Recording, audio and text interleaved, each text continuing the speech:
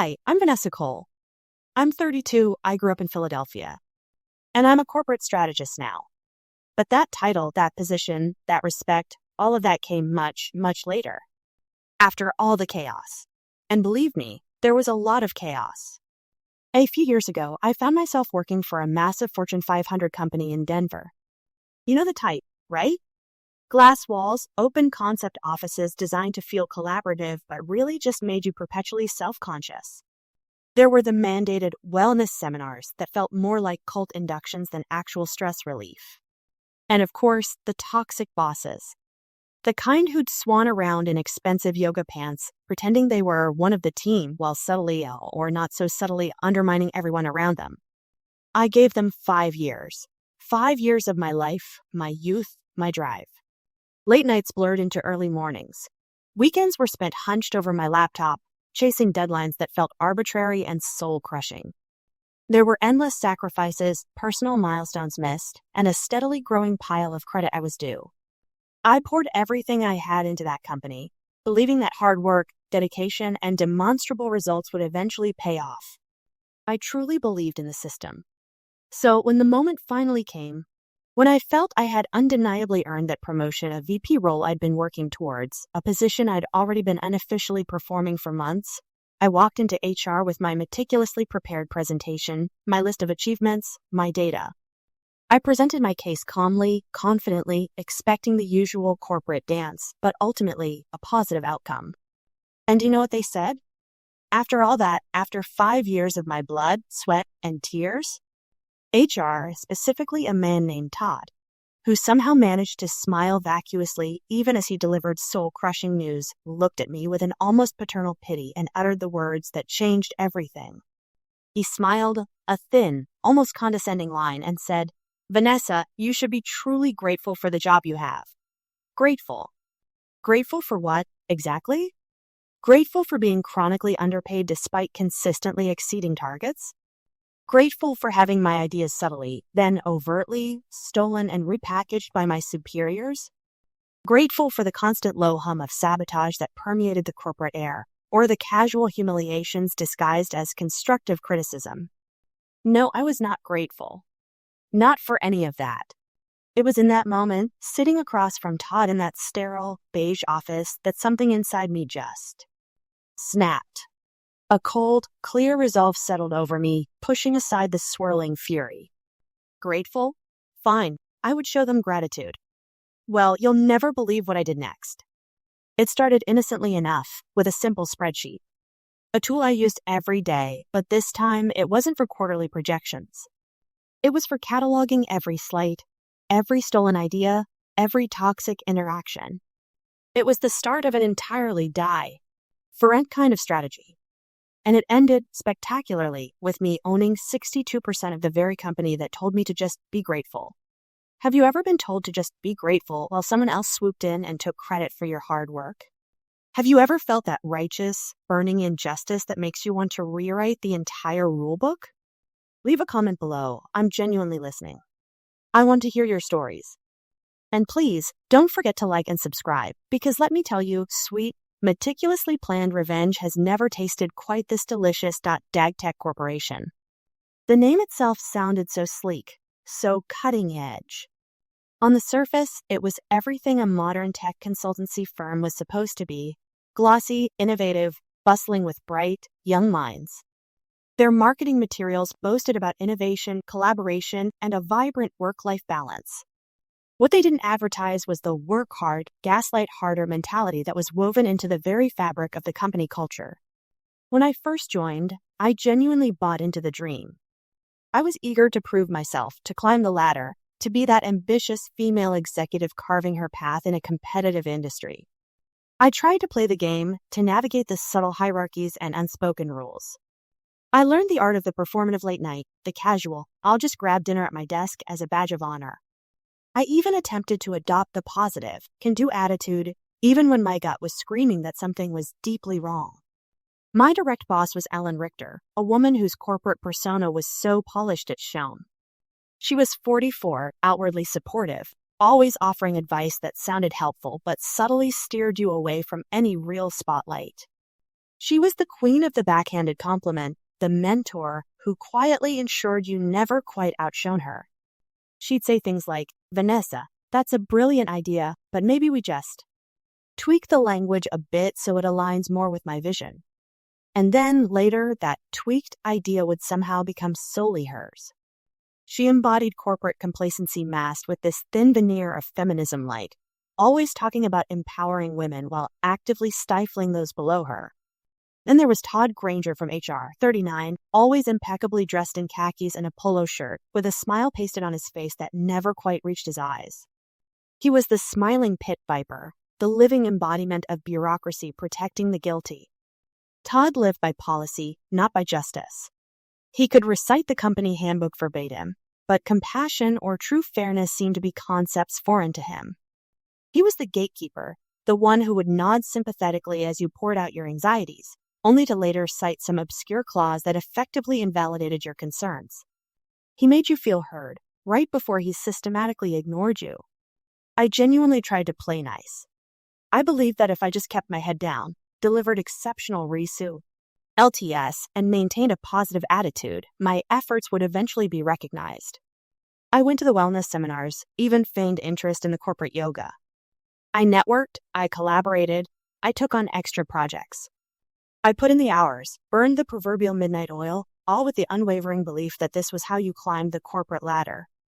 I saw the cracks, the whispers in the break room, the sudden departures of talented individuals, the way certain favorites seemed to rise inexplicably fast, but I rationalized them away.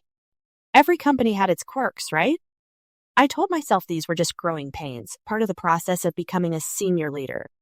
But then, the cracks became chasms. The subtle gaslighting turned into open dismissal.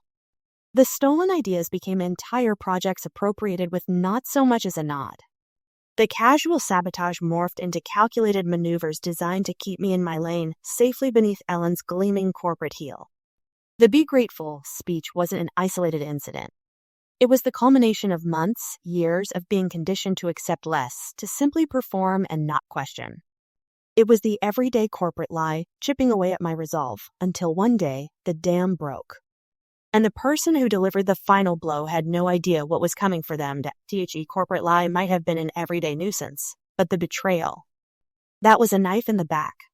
A cold, hard, shocking blow that fundamentally shifted my perspective from playing by the rules to completely rewriting them.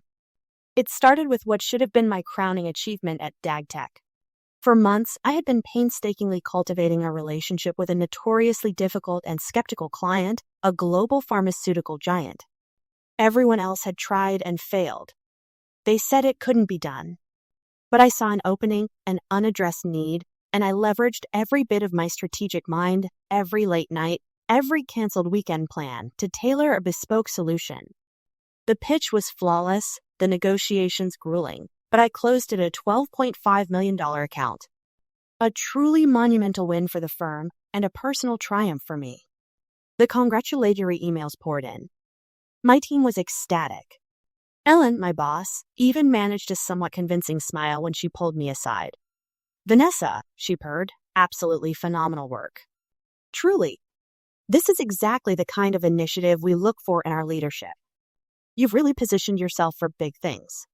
She went on to hint, very strongly, that this achievement was the final piece of the puzzle for my long overdue promotion to VP of Strategy.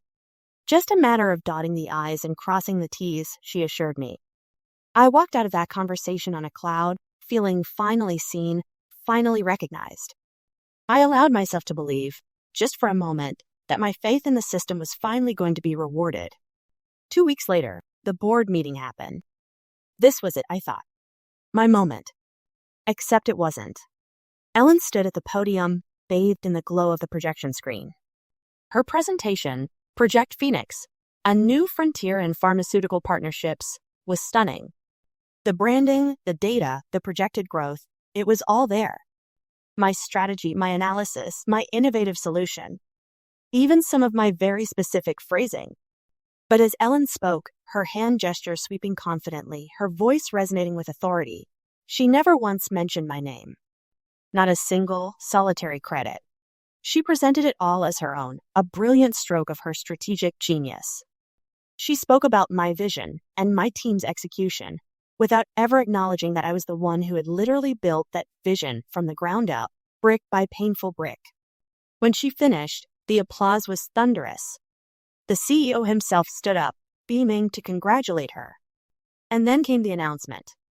Effective immediately, he declared, Ellen Richter has been promoted to Senior Vice President, overseeing our new Pharmaceutical Solutions division. My division. My victory. Her promotion. The shock hit me like a physical blow. The air left my lungs. My blood ran cold, then hot with a fury I had never experienced. It wasn't just that she stole my work. It was the audacious public nature of the theft. The casual cruelty of it. Everyone in that room knew I had spearheaded that account. Everyone. Yet, not a single person batted an eye. It was as if my contribution had been erased from existence. I don't remember much of what happened immediately after. A haze of disbelief. But I do remember finding myself in Todd Granger's HR office the very next day. I was still shaking, articulate but vibrating with raw indignation. I laid out my case, calmly at first, then with increasing urgency. The emails, the project timelines, the client testimonials, the early drafts of the strategy document with my specific annotations. I had a mountain of evidence. Todd listened, his expression annoyingly placid.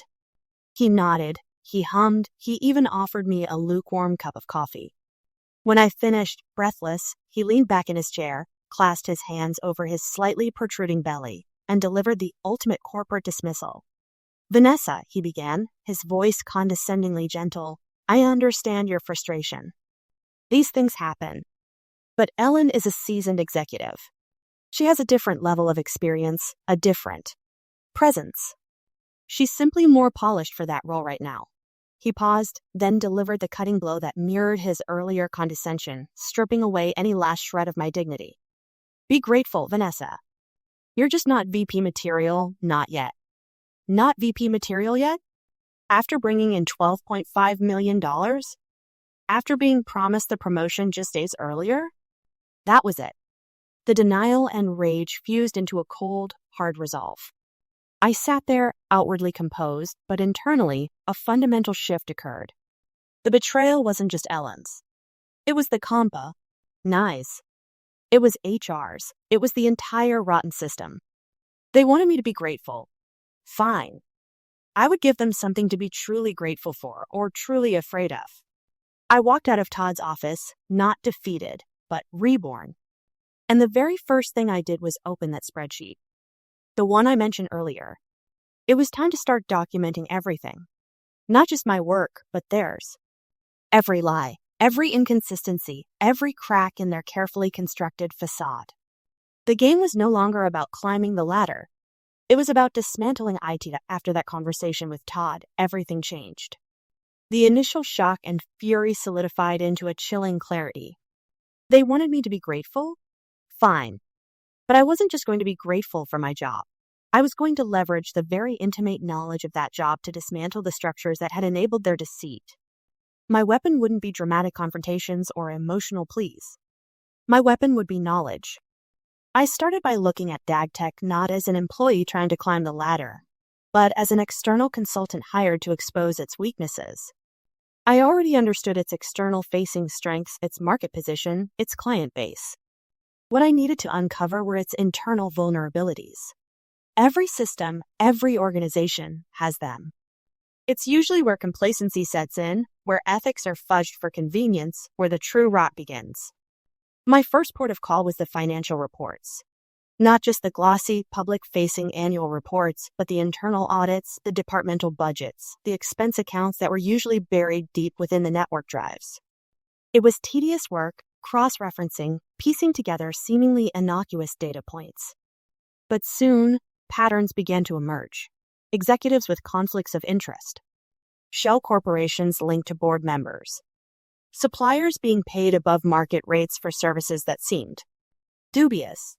There were hidden partnerships, sweetheart deals, all designed to funnel money or influence to a select few, often at the expense of the company's bottom line or its stated principles. The more I dug, the clearer it became. This wasn't just a toxic culture. It was a corrupt one. Then I shifted my focus to the human element. The whispers and frustrations I dismissed as everyday corporate grievances now took on new significance. I started quietly networking, not through official channels, but casually. LinkedIn connections re-engaged. Old colleagues from previous jobs. Even current senior managers at DagTech who seemed perpetually exasperated by the status quo. These were people who, like me, felt stifled, undervalued, or simply disgusted by the corporate hypocrisy. They were the disenfranchised, the competent individuals whose careers were stagnating under the weight of mediocrity and favoritism. One of the first people I reconnected with was David Nusu, a senior engineer. David was a quiet, brilliant man who had been with DagTech for over 15 years. Was also a minority shareholder, owning a decent chunk of stock through various performance bonuses and long-term incentives. He had seen it all and was deeply cynical about the current leadership.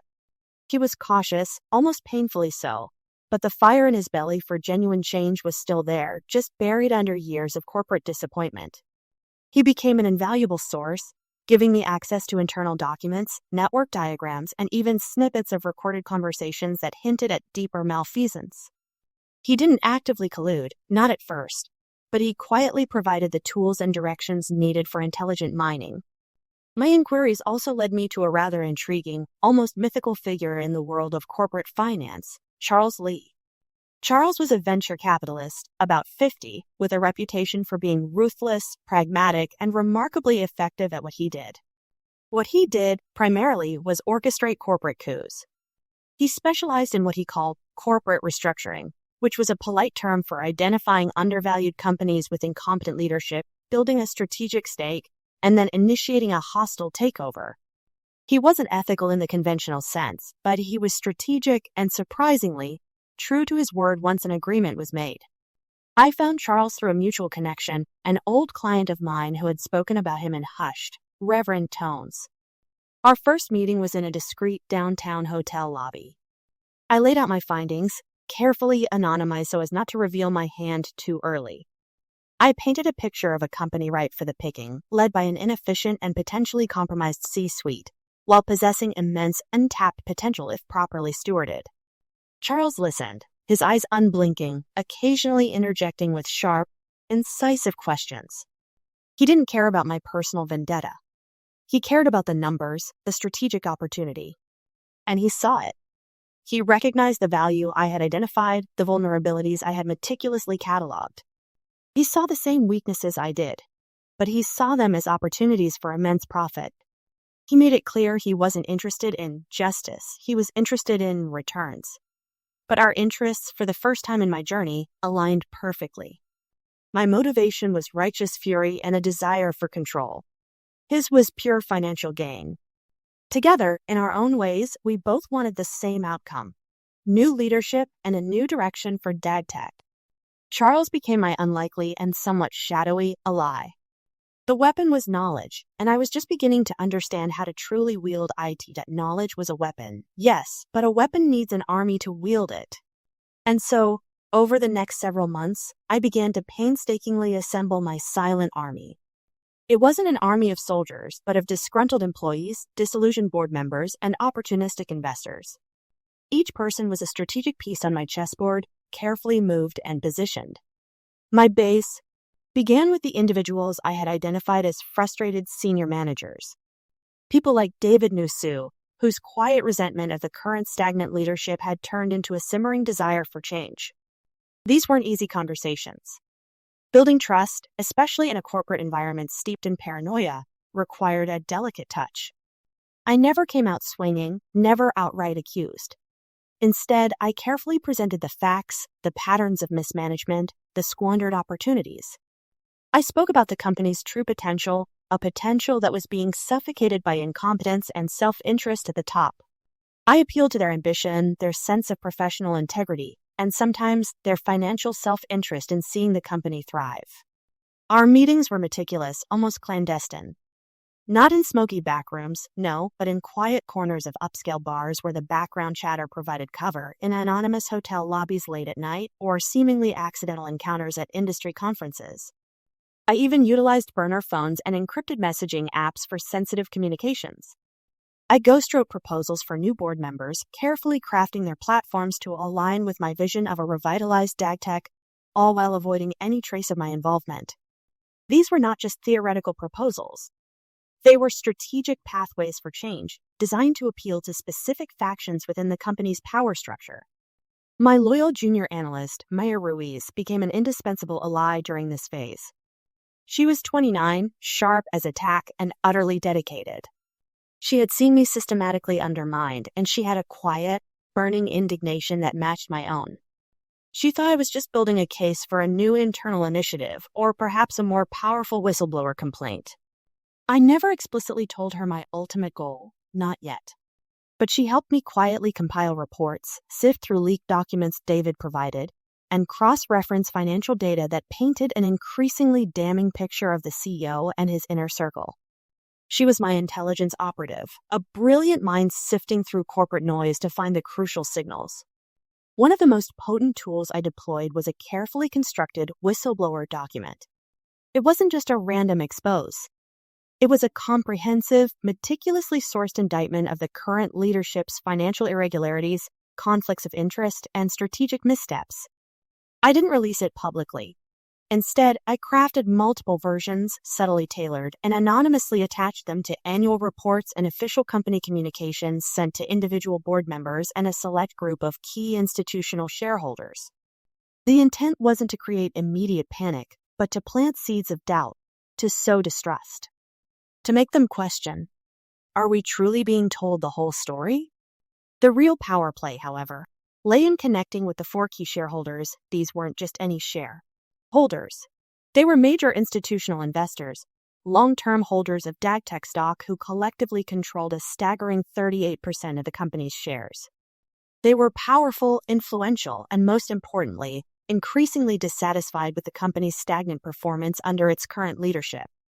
They cared about one thing: shareholder value. And the current CEO wasn't delivering.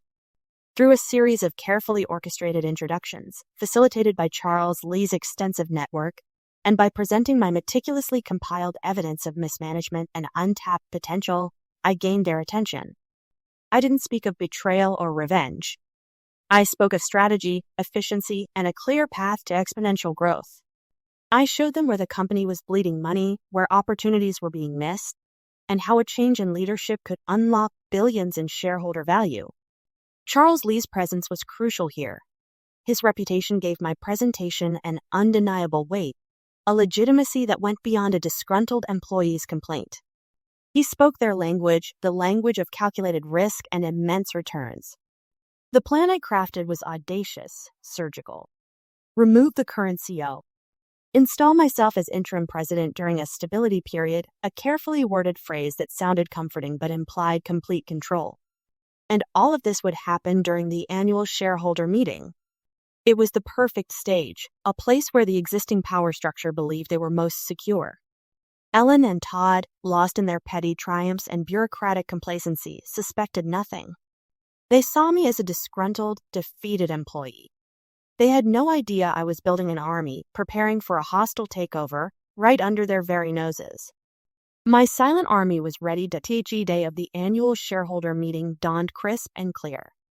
For months, this date had been circled on my calendar, a beacon towards which all my intricate planning had converged. It was D-Day. The air in the city felt charged, humming with the tension of countless corporate machinations. But for me, it was the sound of destiny. I arrived early, impeccably dressed, composed, a silent predator waiting for the right moment to strike. The main conference hall was already filling with shareholders, board members, and executives, all buzzing with the usual corporate banter. Ellen and Todd were there, flitting about, radiating self-importance. Ellen even offered me a patronizing smile and a wave, completely oblivious to the carefully constructed trap she was about to step into. The sheer irony was almost unbearable. The meeting began with the usual pleasantries, the CEO's self-congratulatory speech, and a highly sanitized financial report.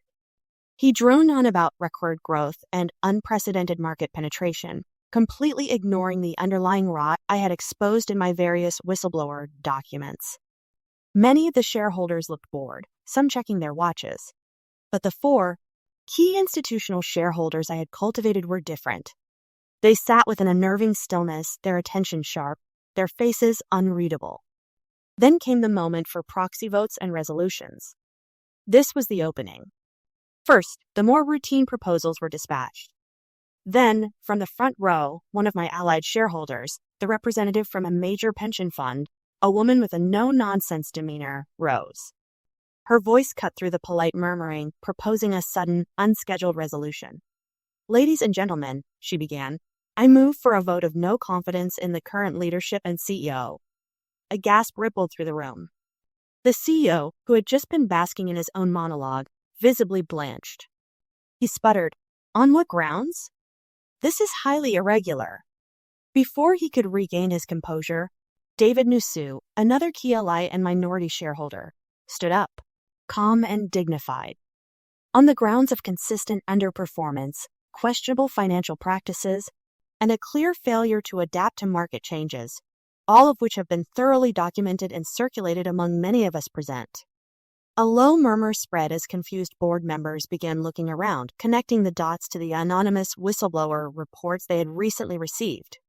Panic flashed across the CEO's face. He looked at his board, seeking support, but they too seemed shaken. This wasn't a minor dissent. It was an organized revolt. He stammered, "This is a hostile takeover attempt. We must vote this down." Just then, the doors at the back of the hall smoothly opened. Every head turned. In walked Charles Lee, not alone, but flanked by stern-faced legal counsel and financial advisors. He moved with an almost predatory grace, his presence immediately dominating the room. He didn't say a word, didn't need to. His very arrival was a quiet storm of cash, a visible declaration that he wasn't just observing. He was actively invested in the resistance. He had acquired a significant block of shares in the past weeks, bolstering our collective voting power beyond what anyone at DagTech had anticipated. He took a seat in the front row, his gaze piercing, never leaving the CEO. The CEO, clearly unnerved, tried to pivot. This is clearly a coordinated attack on the company's stability. This motion will destabilize our market position. It was Ellen, however, who made the last desperate attempt to save her own skin, and by extension, the current regime's. She jumped up, her face a mask of feigned outrage. "This is preposterous. I have reason to believe this documentation is fabricated, perhaps even an inside job, orchestrated by a disgruntled employee. Someone like Vanessa Cole, perhaps, who has a history of making unsubstantiated claims and trying to undermine leadership." She pointed directly at me, her eyes alight with a vengeful, desperate triumph. She clearly thought she was exposing me, destroying my credibility in one fell swoop. Poor Ellen. She still, though, this was about her. She still thought I was just a bitter former employee. I rose slowly, deliberately, meeting her furious gaze with a calm, almost serene smile. "Before the vote is called," I stated, my voice clear and cutting through the sudden silence, "I believe the shareholders would benefit from a complete picture, particularly regarding the fabricated nature of some of the documentation and indeed Ms. Richter's own dealings." With a subtle nod to my team, a large screen descended behind Ellen, replacing the company logo. On it, surveillance footage began to play. It was unedited, raw footage from various security cameras, pieced together with precise timing. Ellen, in hushed tones, meeting with a competitor in a clandestine location. Ellen, exchanging documents in a dimly lit parking garage. Ellen, diverting funds from the company's expense accounts to personal ones.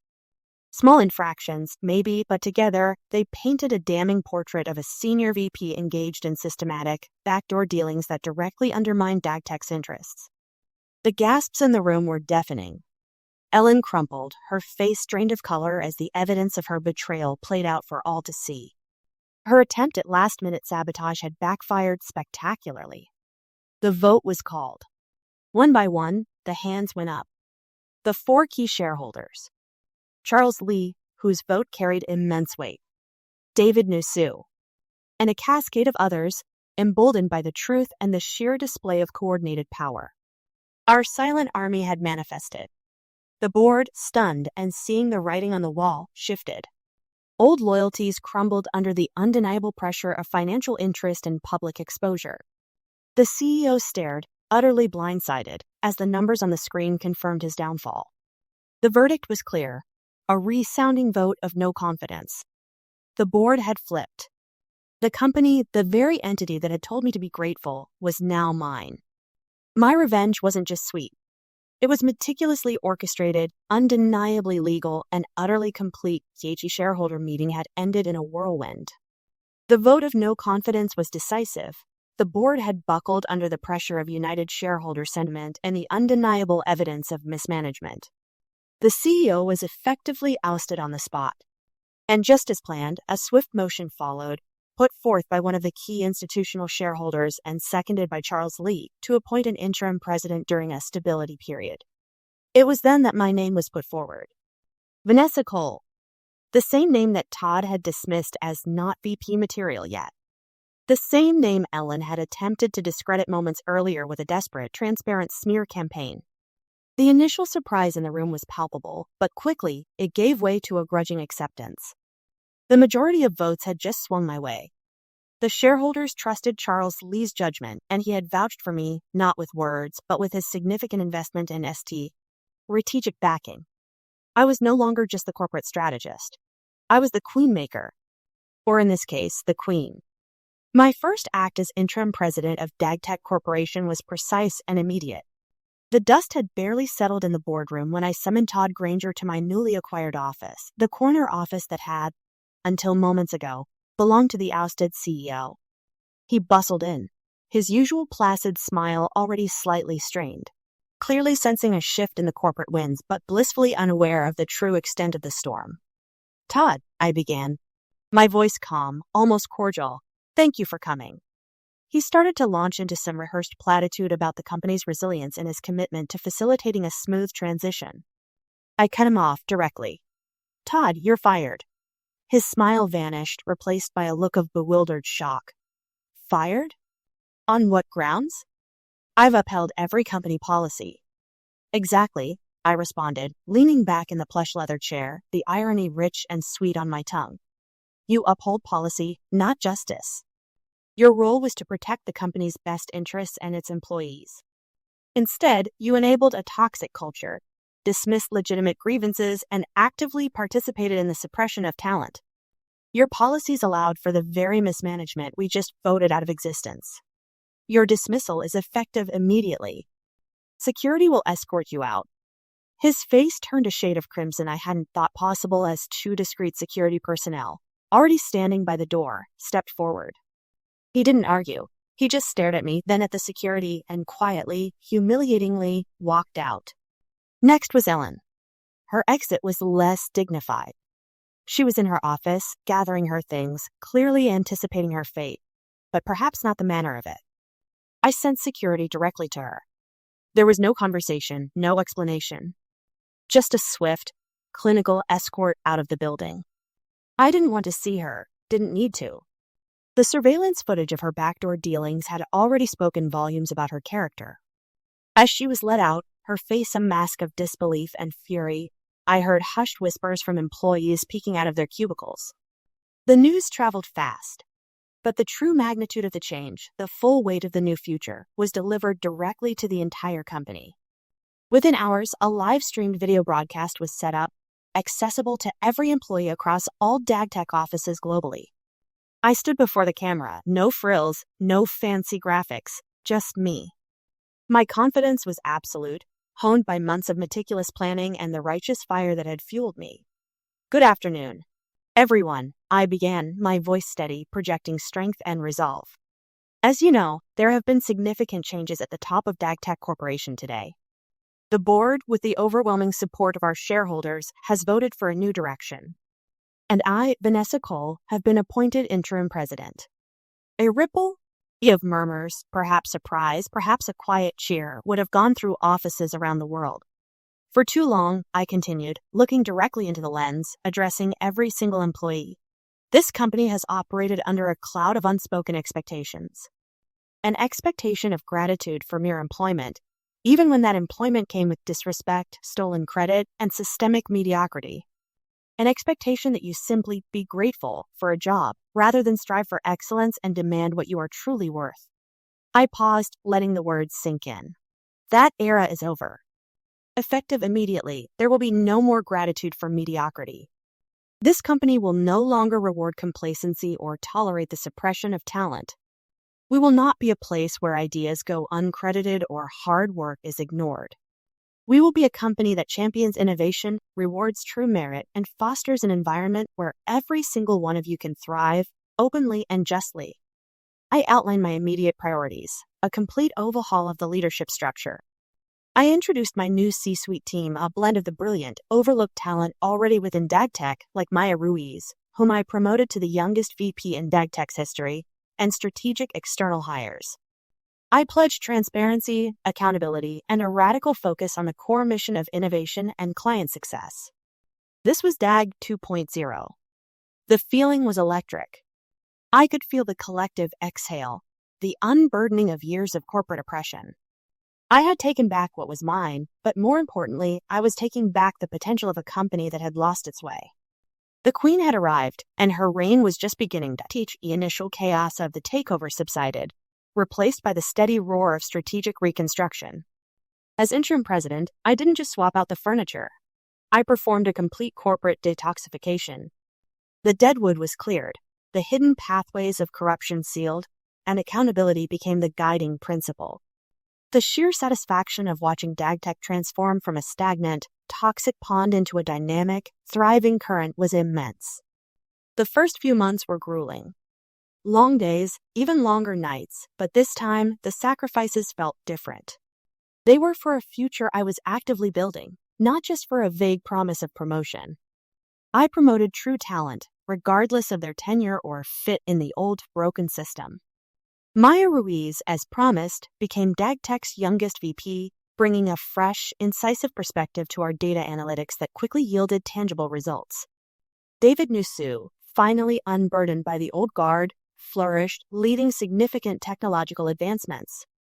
We fostered an environment where ideas were judged on their merit, not on who proposed them. The market responded almost immediately to these changes. Investors, initially cautious, watched with renewed interest as our operational efficiencies dramatically improved, our client acquisition bears surged, and employee morale, once at rock bottom, began to skyrocket. The company, once an unpolished gem stifled by neglect, began to shine. My ultimate goal was never to stay rooted in the day-to-day operations of DagTech forever.